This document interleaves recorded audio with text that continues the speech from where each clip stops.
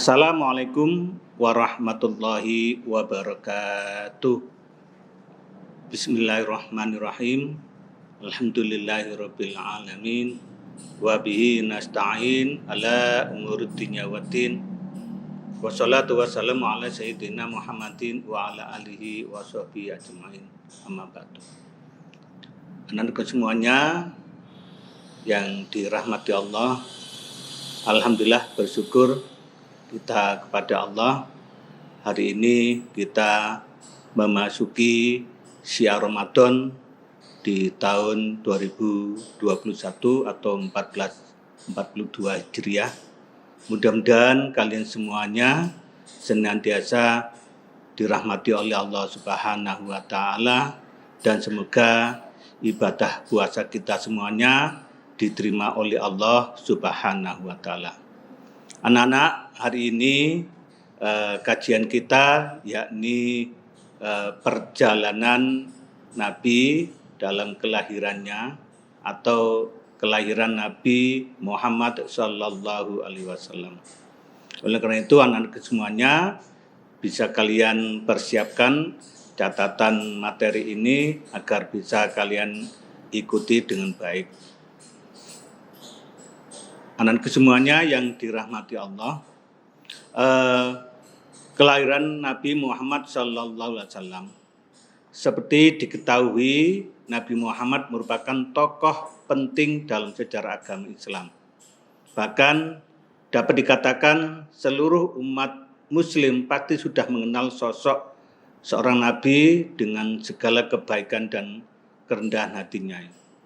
Beliau pun disebut sebagai utusan Allah yang menjadi tauladan seluruh umat Muslim di dunia, baik dari zaman kenabian hingga zaman modern saat ini.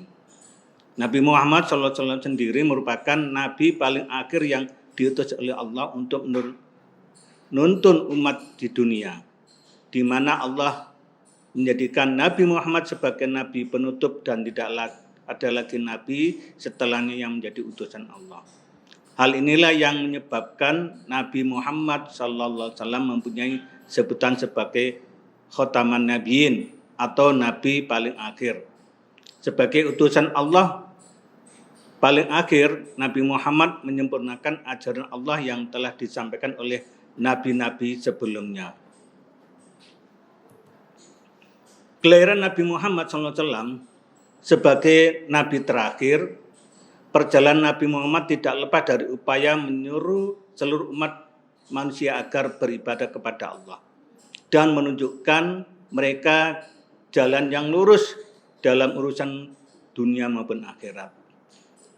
Sampai pada kelahirannya, yaitu nabi-nabi sebelumnya, Nabi Muhammad pun mendapatkan wahyu yang luar biasa dari Allah Subhanahu wa taala. Namun kali ini Allah memberikan wahyu berupa petunjuk bagi Nabi Muhammad untuk membaca kitab suci Al-Quran agar terang dalam perjalanan kehidupan. Selain wahyu yang diberikan, kisah Nabi Muhammad yang lain juga tidak kalah menarik untuk disimak. Mulai dari kelahiran Nabi Muhammad sendiri hingga kisah meninggalnya utusan Allah yang mulia ini. Kisah Nabi Muhammad pertama datang dari riwayat kelahiran Nabi Muhammad sendiri. Seperti diketahui, kelahiran Nabi Muhammad bertepatan dengan peristiwa pasukan gajah yang tengah berusaha merobohkan Ka'bah.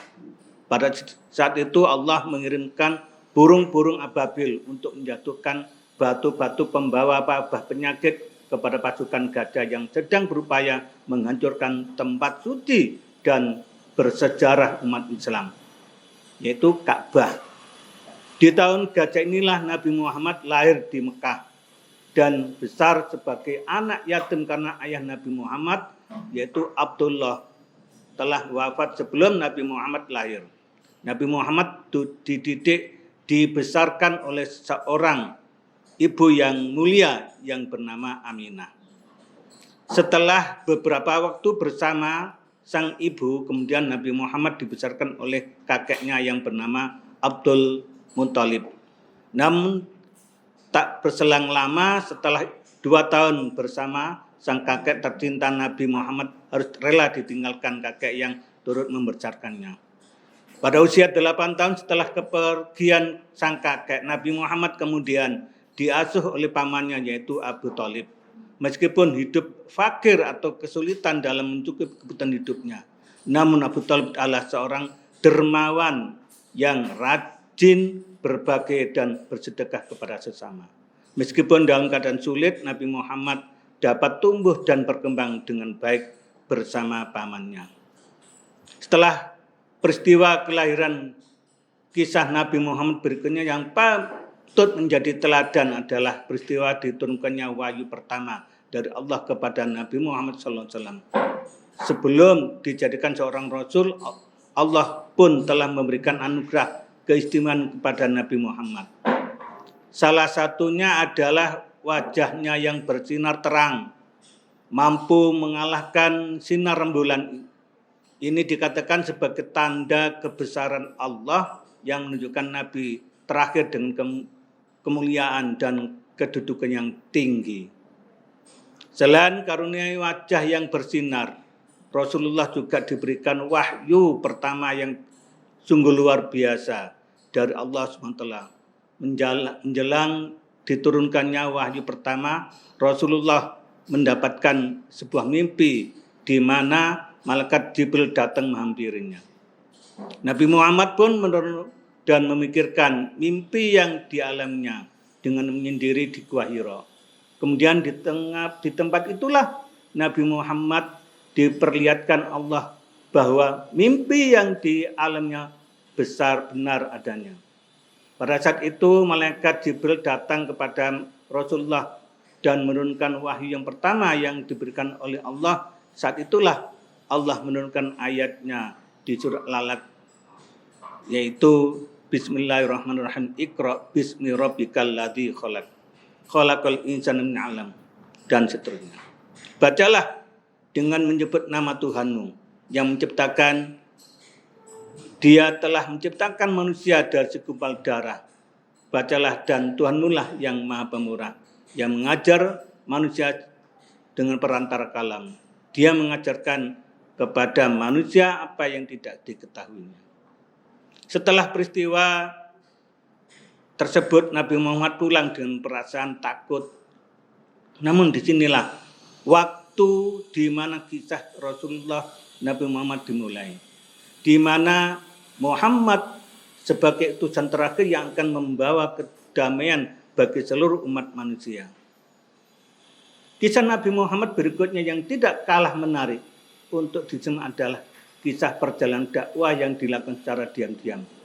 Setelah mendapatkan wahyu pertama, Nabi Muhammad kemudian mulai melakukan dakwahnya secara rahasia atau sembunyi-sembunyi. Khadijah, Abu Bakar, Siddiq, Zaid bin Kharisah, Ummu Aimah, Ali bin Abi Thalib, dan Bilal bin Rabah merupakan orang-orang yang menjadi pengikut pertamanya setelah beberapa tahun melakukannya kegiatan dakwah secara rahasia. Kemudian Allah memberikan perintah untuk berdakwah secara terang-terangan.